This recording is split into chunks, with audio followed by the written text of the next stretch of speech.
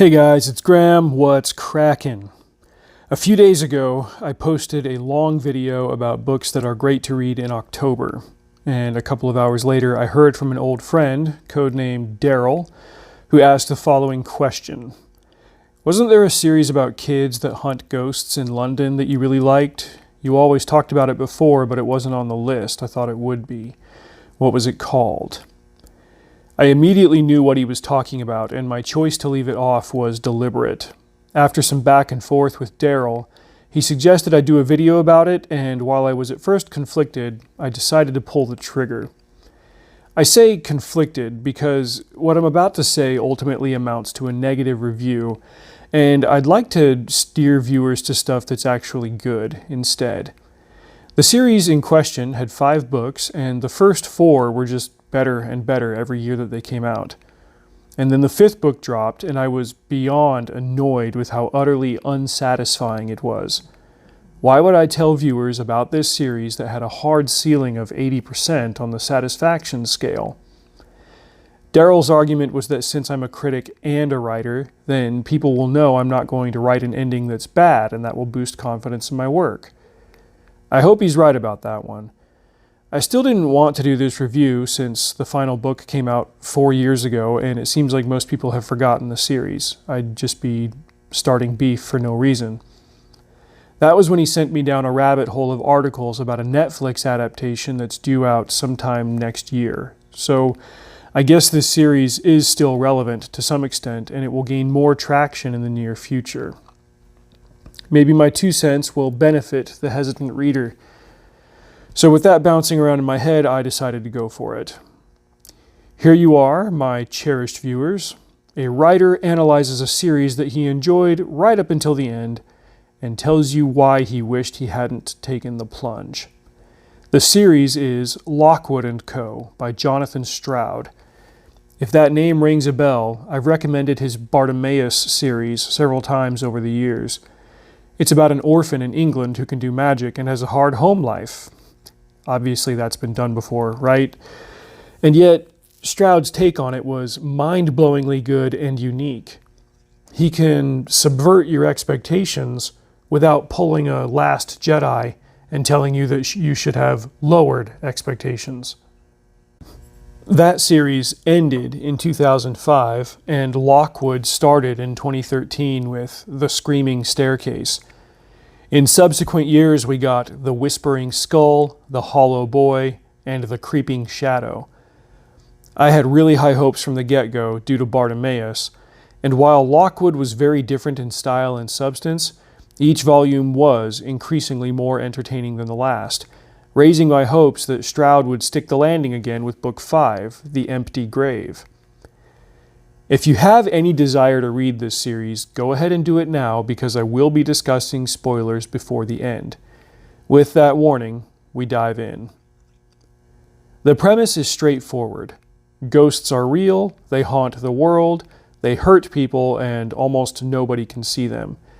People know ghosts are real, they just can't do anything about it. Young children and teenagers are the ones who are sensitive to them, the ones who can sense them and spot them. And with traditional tools like iron and salt, they can even capture or banish vengeful spirits, saving the adult population from harassment and death.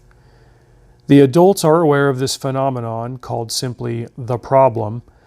Many of these teen ghost hunters age out of their abilities around 18 or 19, and then go on to be administrators and mentors in larger companies, training the next generation of fighters. England has been in the grips of the problem for decades now, with no end in sight and no clues as to the cause of it.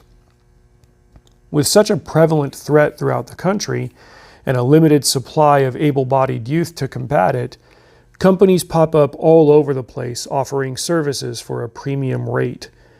Lockwood and Co. is one such company, staffed and operated by 3 teens. The roguish Anthony Lockwood, who funds the company with an inheritance from his late parents. The bookish George Cubbins, whose research often saves the other members of the company. And Lucy Carlyle, a femme firebrand who works to support her mother and sisters, harboring hidden affections for her comrade and boss, Anthony. She's the first-person narrator for this series. As is common with stories like this, we see the Lockwood hunters handle a couple of pedestrian cases so that the reader knows how the world works in this series. Then a bigger, more complex, and seemingly unsolvable case rears its head, testing their abilities. They also have to deal with police, regulators, and competition from larger companies. Sometimes they're on the ball, other times they make mistakes due to their youth or forgetfulness. These aren't 30-somethings masquerading in preteen bodies. They are realistically portrayed as young people. With Lockwood being an orphan, the company is run out of his parents' house, and the evenings spent there with Lucy and George are messy, cozy affairs. Stroud's use of descriptions and the five senses are perfectly on point throughout this series. He creates a world that you want to be in, whether you're sweating and panicking and trying to fend off a ghost with a steel sword, or relaxing in Lockwood's dusty library with a plate of crackers and a cup of something warm on the end table, studying for your next job. I fell headlong into the first book, and I looked forward to the next one each September with eagerness. Along the way, the world expanded, and we got to meet more and more new characters. One of the most interesting of these was the eponymous Whispering Skull in Book 2, a decomposed head in a jar that had a ghost inside it and couldn't escape. In this book, the skull starts talking to Lucy, a fact that she first hides from the others until she no longer can. The boys are incredulous at first, and then she's able to prove to them that the skull has a ghost, although he doesn't remember anything about his mortal life, including his own name. This is one of a few big mysteries we are introduced to along the way in Lockwood and Co. Who is the skull? How does he know such valuable things as to be indispensable to Lucy? Why is he in the jar? As it goes on, you get glimpses into this cool character, and you start to have hope that the full story will come out by the final book. We encounter more changes and revelations in the third book when Lockwood introduces a new member to the crew named Holly. She balances out the gender dynamic, giving us a bit of a Freddy, Shaggy, Velma, Daphne vibe. She adds this new female presence to the squad, although she's immediately and unintentionally at odds with Lucy, due to them being polar opposites in every way. Lucy is brash and a little reckless, as well as a slob, while Holly is prim and proper and flawlessly stylish. Lockwood brought her on to organize the company better. Her main role is that of a secretary. But this creates an unspoken rivalry that is entirely one-sided, since we only see the story through Lucy's eyes. Holly brings a subplot to the forefront, namely Lucy's affections toward Lockwood, which might be reciprocated, but the reader isn't quite sure. You get a lot of will they, won't they across 4 books, played very well by Stroud, who does it to string the reader along. And what would a mid-2010s YA series be if there wasn't some element of a love triangle? This is all well and good, provided you can resolve the tension by the end. As the third book comes to a close, Lucy is so at odds with Holly that she announces she's quitting the company and starting her own, because this is easier than confronting Lockwood with her feelings. There are some more complicated factors at play, but that's the simplest way of putting it. Finally, we come to the fourth book, where the main conflict bubbles up to the surface and the company starts to learn more about the history of the problem, as well as a potential for resolving it. We get a wicked cliffhanger that will lead into Book 5, and the reader has several big questions to answer. Who is the skull? Will Lockwood and Lucy get together? What's the source of the problem? And what is the solution? There's one more big, shocking revelation involving the primary antagonist of the series, but I won't go into too much detail to explain it. Basically, Lockwood's #1 enemy popped up in an old photograph and looked exactly the same age 50 years ago as she does now, and there are some clues indicating that she might be connected to the outbreak of the problem. Knowing all of these things, it sets the table for a few big, and hopefully satisfying, resolutions in the final installment.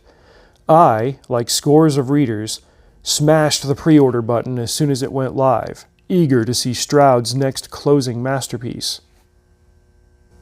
And I was very, very disappointed when it didn't happen. Here's what Book 5 has to offer. Who is the skull? You don't find out. Not even close. By the end, his ghost escapes the jar, and Lucy asks him outright. He just shrugs and says, I don't know. That big thing we did that was supposed to restore my memories didn't work, and I forgot. So whatever. Bye. And that's it. No conclusion beyond that. Will Lucy and Lockwood get together? Don't know. There's one moment early on where Antony is on the cusp of admitting something to Lucy. They're sitting down, they have a private moment, the discussion is heading in that direction, and then they get interrupted. And for no reason, at the end of the book, they continue skirting around their feelings. They never revisit that discussion that they were having. No. Not only is there no resolution, there's not even any real progress on this front. What's the source of the problem? Oh, you silly reader, did you expect to find that out in the final book of the series? Because you don't, and there's certainly no solution. Things continue on by the end just as they did at the beginning of book 1. Right there, you've got 3 huge, crucial, centrally unanswered questions that carried this series all the way to the end, only to arrive nowhere, satisfy nothing, change nothing. One might even say they were the crux of it all. Nah. What's the plot of the 5th book? Lockwood and the hunters find out how their rival was preventing herself from aging. They stop her and they go back to business as usual. I mean, this lack of resolution was so glaring that I half expected there would be more books in the series instead of the 5 we'd been promised.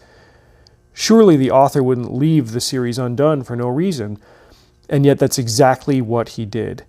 If you tried following the old hit TV show Lost from beginning to end, you know what I'm talking about. Except that show was at least nice enough to answer half of your questions with newer, crazier questions. This series didn't even pretend to bring you to the end.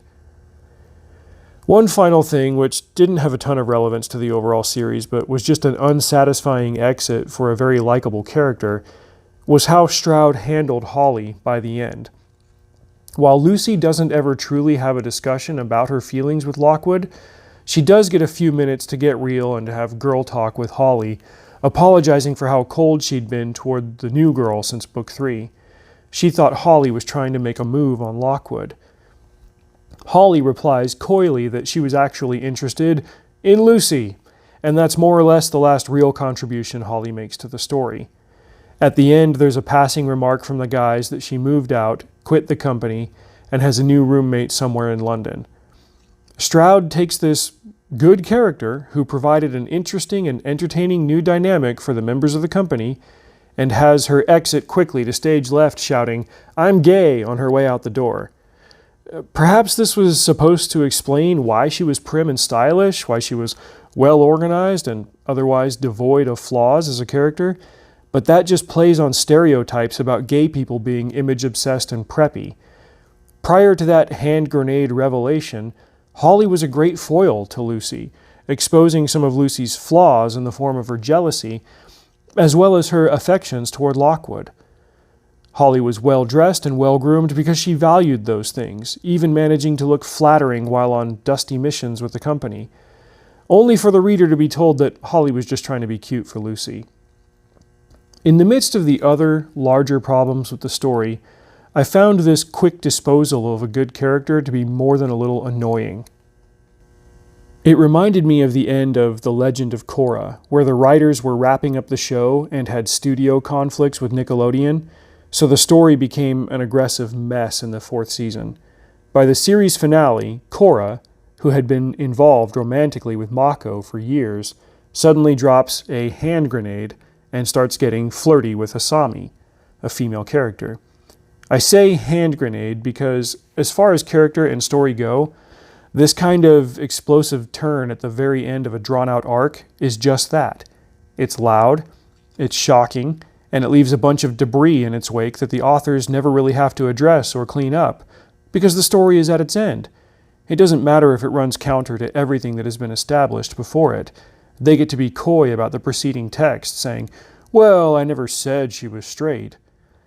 It's lazy writing. It's done to garner the kind of credit that you get for being inclusive at the expense of being good. As a fan and supporter of the series, someone who had recommended it to a lot of friends over the years, I was very disappointed that more energy went into this sudden twist about Holly than went into the identity of the skull, the cause of the problem, or a serious answer about Lucy and Lockwood declaring their feelings. Seriously, after The Empty Grave ended, I hopped around online every couple of days to find news about a sixth book. This just didn't feel like a series ending, and I wasn't prepared to believe that it was, especially not from the guy who wrote Bartimaeus. But there is no sixth book. That's just the end. And it sucks. Maybe they'll change it for the TV show, and maybe that'll be good. I don't know. Like so many other series that I've enjoyed over the years, only to watch the authors go in ridiculous directions and stop caring about their work, I try to remember the good times and leave the disappointment in the past. It's why I haven't really mentioned these books since 2017, and I am always on the lookout for a different good ghost series to cover. I want to feel the way that I felt every year when the summer wound down and I could look forward to the next Lockwood hitting shelves. If anyone wants to suggest something for me, by all means, sound off in the comments and I'll give it a try. But yeah, as a very long 17-minute answer to your question, Darrell, that's why you haven't heard me talk about this series since it was good. Sorry, guys. There's plenty of better stuff out there, and I intend to find it. That's it for now. Thank you for watching. You know the whole subscribe and like and comment rigmarole, so please do share this video out so YouTube can help me find more viewers.